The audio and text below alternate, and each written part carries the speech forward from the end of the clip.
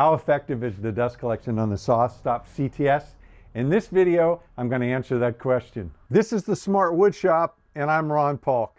If you want to get a detailed set of plans to build a smart wood shop, a smart station, a smart workbench, or any of the accessories that work with the system, there's a link in the description of this video down below. Before we take a look at how the dust collection actually works on the SawStop CTS, I'll show you my setup.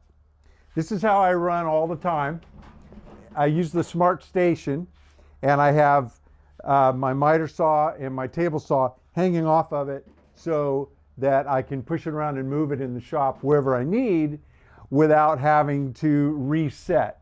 This is really important when I'm working in a small space, and actually even more important when I'm working in a big space, because I don't want to have to walk as far. I want to be efficient. I can also hang off other benchtop tools like the sander and the router tables and all of that. The only reason I point that all out is all of them need vacuum assistance to keep clean as I'm going through. And I have my vacuum on board as well. I use the Festool vacuum, and I have an electrical squid that has 5 plugs on it.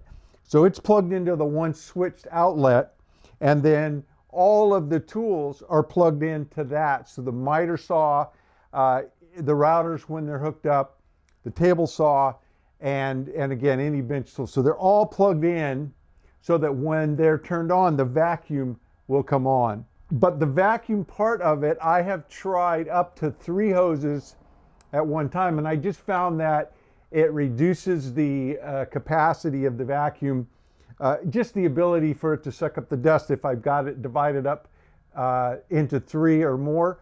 And I tried using blast gates. If you go back in my other videos, you'll see I've tried different systems over the years, and this is what I found that works the best. And that is, I don't use the blast gates because one is they're manual and you have to remember to open and close them, and that just wasn't very efficient for me. I wasn't doing it all the time. You have 2 hoses working, they're on all the time, and I'm finding when I test it, I don't seem to lose that much volume or ability for the vacuum to suck up dust by running those 2. One is dedicated to the table saw.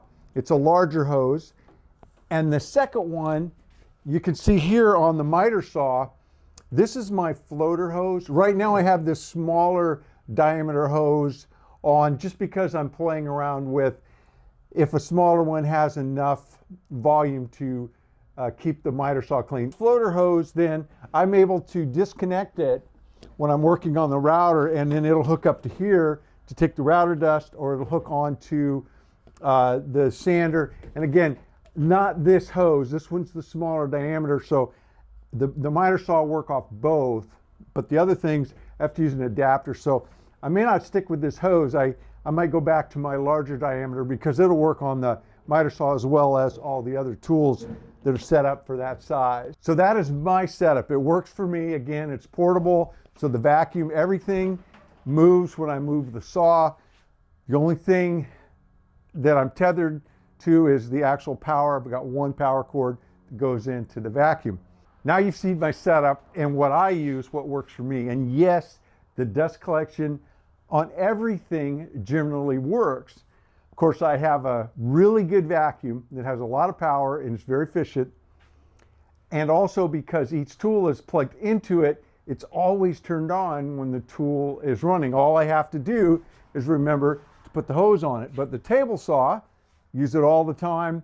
It's got its dedicated hose, so it is always having dust collection.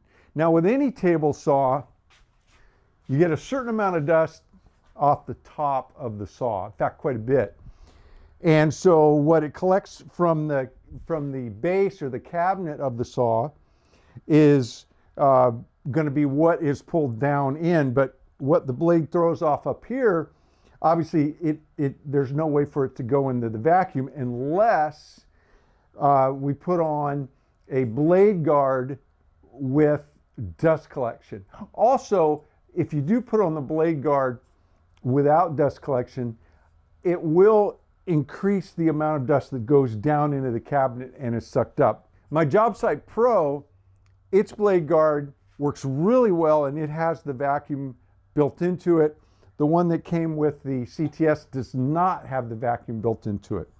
That being said, I don't use the guard a lot. I tend to have to take it off so much for certain operations that I just tend to leave it off. So I have to live with the dust from above. In fact, when I had my cabinet shops and I had the big cabinet saws, I had one of those overhead, I forget the brand, but it was on an arm that you'd pull down, and it was a blade guard that just hovered, and it had a vacuum that went up and out into the shop's vacuum system, and I could just lift it up and bring it right down on the job. That would work really well, but again, I'm portable, and setting up something like that is just going to add complexity and just not worth it. I, again, will clean up a little bit. The question I promised to answer was, does the vacuum work with the CTS?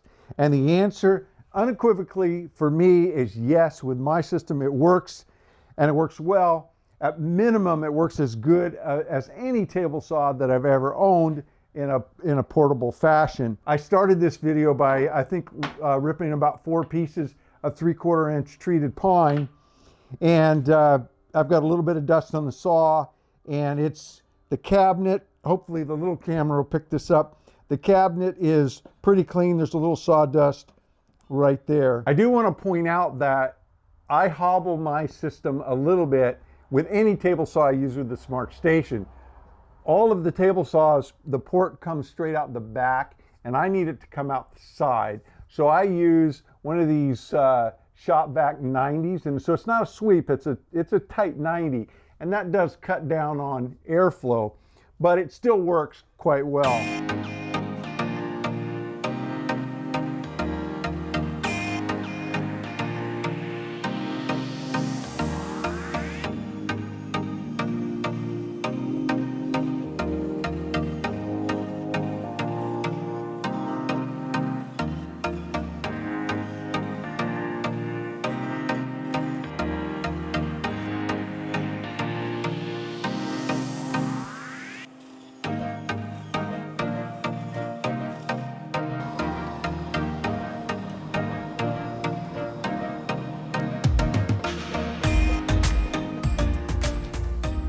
That was a fair amount of ripping, and you can see the amount of sawdust that I have on the floor and on the table saw, and then the inside the cabinet itself.